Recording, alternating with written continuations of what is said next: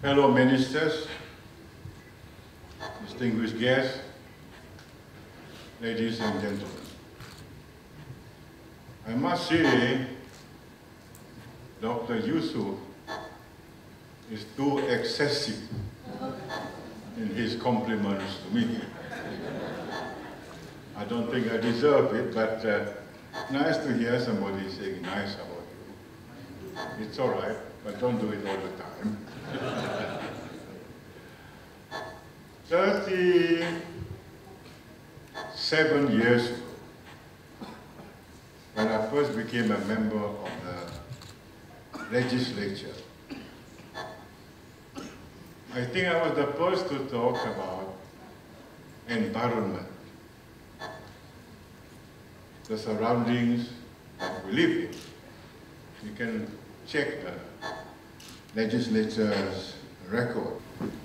I then talked about how important it is for us to preserve and not damage our environment. I remember I titled the speech, "And on the 8th day." That was titled, I think, I put it there. Now I'll give the reason why I call it "And on the 8th day." God, according to the Bible, created the heavens and the earth for 6 days. 7th day he rested, and on the 8th day, man messed it up.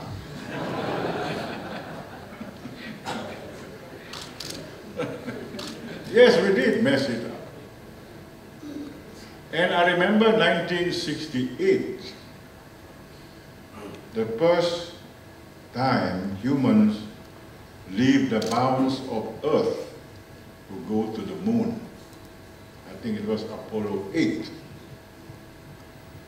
They traveled to the moon to discover the moon, but ironically, on the way to the moon, they discovered Earth. Halfway to the moon, they looked back and saw this pale, blue-brown globe surrounded by total darkness. That is where we are. That is the only home that we have. I don't think we are in time to go to Mars and things like that. We have to die first before we can go there. So it is very delicate, and we only live around the stratosphere. So how delicate the environment can be. Leading to that, I was thinking about flora and fauna. I remember talking about preserving flora and fauna, which eventually led to the Flora and Fauna Conservation Act. I then talked about, I said the animals, the deer, the monkeys, the wild boars and so on, Sarawak belongs to them also. In fact, they have been here for perhaps longer than we have, except they don't have a representative in the Dewan. But some of the speakers then said, no, yes, they have. There is a member from Pinata. But anyway, they have no representative. So some human must pick up their cause. And we did, eventually leading to the Flora and Fauna Conservation Act, which is still there. And also, this place, Borneo, in particular Sarawak, was the only place, I think, where the idea of natural selection came about. Of course, Darwin thought about it 20 years before, but he did not publish. He did not publish. It was Wallace writing to Darwin, talked about the idea of natural selection, survival of the fittest, adaptation, and so on. And Darwin, of course, to his consternation, said, why didn't I publish before? But to be fair to both gentlemen, they published jointly. There was a club called the Athenian Club or something in London, still there, where they published their works simultaneously. And of course, Wallace did not resent that he was given less exposure than Charles Darwin. In fact, people know more about Charles Darwin than whoever was Alfred Wallace. But anyway, there is a book, or there is a film I saw called The Forgotten Voyage, about the adventures of Russel Wallace in this part. He came to Santubong. He came to Semunjan. There's a picture of an orangutan which he has shot down, which was not very complimentary to the orangutan, but to show that this is a species, new species found and so on. And he spent some time here, and I think last 2 years ago they were celebrating this 100th year of his passing, I think it was. And there were some famous naturalists before that. Eduardo Beccari, an Italian naturalist. And an amateur advisor to James Brooke, Spencer St. John. He wrote a book called Travels in the Forest of the Far East. A 19th century publication, briefly. So this place has always been of interest to naturalists and so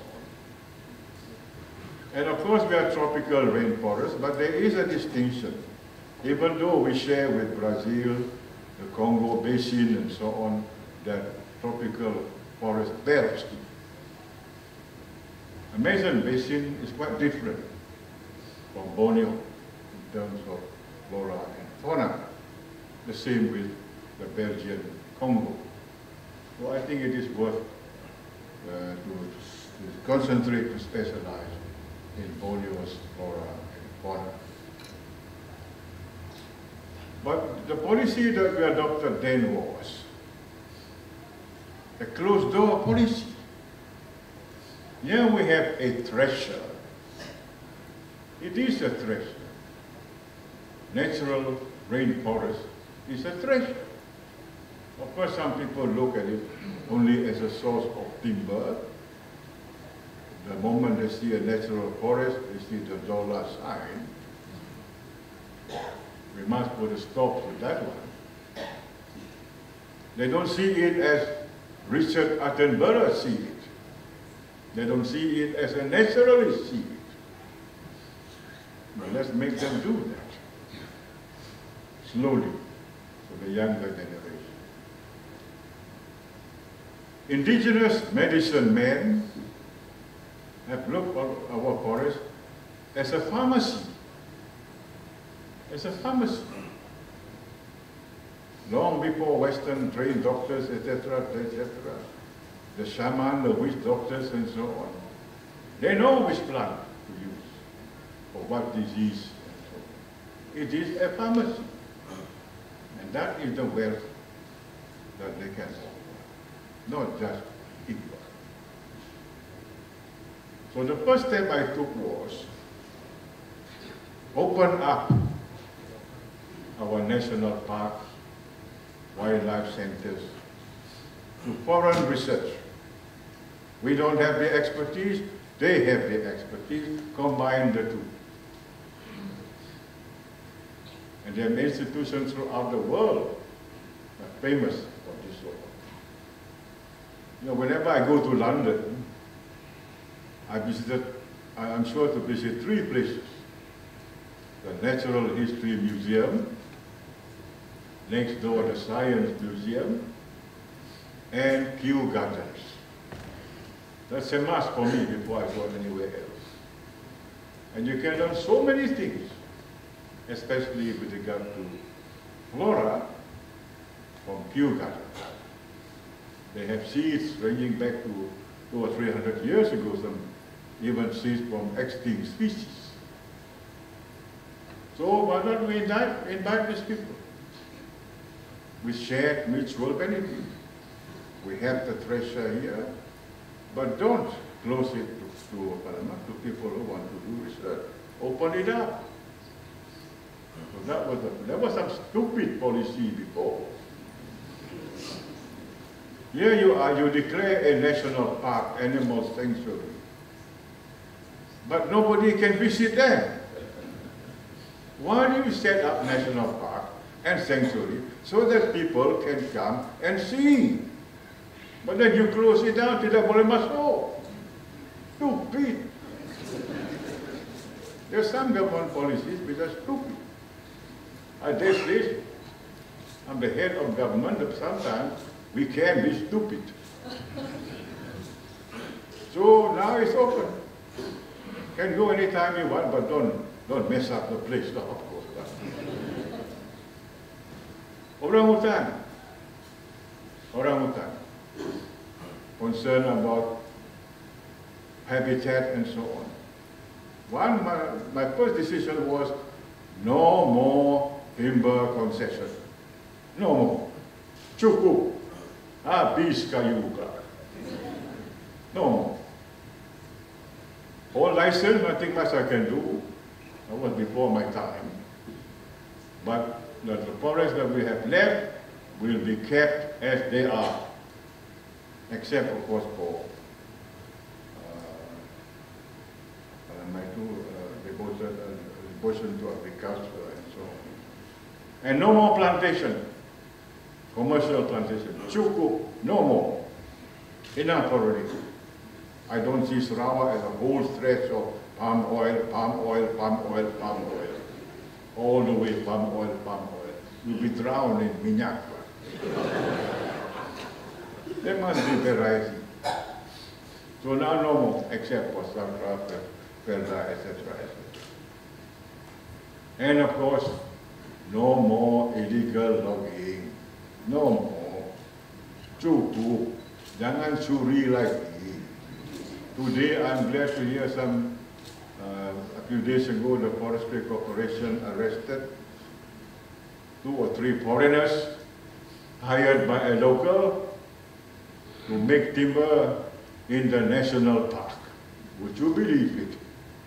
Curi kayu in the national park. What the heck is the warden doing?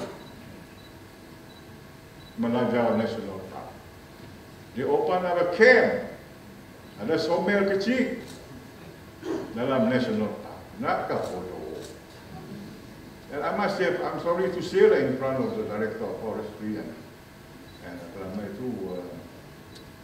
Sarawak Forestry Corporation, some of your officers are corrupt. I'm not saying the 2 of you, lah. I hope not anyway. Some are just plain down corrupt in the pay of these people. Ada mata buta, ada telinga bengal, ada lidah bisu. They got eyes, but they do not see. They got ears, but they do not hear. They have a tongue, but they are dumb, or pretend to be dumb. No more. I think they have carried out 200 over raids and so on for the last 1 year or so. I don't think we can eventually get rid of illegal logging altogether, but we can reduce it. I hear 23 sawmills have closed down. That is because they are all dependent on illegal logs. No more illegal logs, tutup lah. Bagus, nyaman rasanya. Serve you right. Curi. You can't let these people steal in the daylight. And that includes the big timber companies. The big timber companies, the so-called Big Six. They got license, of course, but do it properly. Protect our water catchment areas. Don't issue the permit to enter coup anyhow. Protect our water catchment areas. I don't like to see kopi susu. Our rivers becoming kopi susu, muddy, etc. Now there's a big log jam, Ulu Kapit kan? Bakun. Itulah uncontrolled logging lah itu. Log jam. Oh, no more. But anyway, coming back to research before I get carried away on this one. I say to our foreign visitors, foreign scientists, you are welcome. You are welcome. But don't take away our rights. Don't have it patented and forget about us. We share benefit, of course. You are welcome to open up these areas, do some research, and if you want the power to give research certificate, research permit, is it? Research permit, now residing with me or state secretary, okay lah. Forest Department and or SFG can do. No need for me to say. But do it wisely lah. Jangan every time people give. Orang CC qualify pun nambil jual. So, but under control, you can do it. In fact, I didn't know I have the power. So, ladies and gentlemen, that is the policy we take. And by the way, many NGOs are now against us, you know, orang hutan, macam-macam lah. We got a very bad name from some of these NGOs, international NGOs, and deservedly so, because some of the things they say is quite true. Quite true. So now I tell them, I was in London some months ago, I said, okay, right, I was meeting with them, I said, fine, I admit there's something wrong with us. You can't find out, tell us what is wrong, and work with us. Don't just criticize, and not come with an alternative. So I'm talking to World Wildlife, and I think world conservation, on how together we can preserve our forests. So now some of these extremist NGOs, they have responded, fine. Jangan ganong aja. Tolong kami, kita pandai, ada salah, salah. And we work together with you instead of being adversarial. Because if your intention is in fact the preservation, conservation of our forests, you will agree with us that we work together on this one. So I turn the table on them. They got to choose. If they don't want to cooperate, you know they have a different agenda. If they don't want to cooperate with us, they have a different agenda. And it is not to preserve our forests. It might be something else. But anyway, I repeat once again, just double it. I say it again, you're welcome to do research, especially the big institutions that we know, the American one, Smithsonian, and the British one, and the Singapore one, fine. I think they're here now, right? Some of them. They all look very, very knowledgeable. I hope so. I hope so. Jadi, that's all, ladies and gentlemen, and with the hope and expectation that we will be successful in preserving and appreciating our natural resources, especially our forests.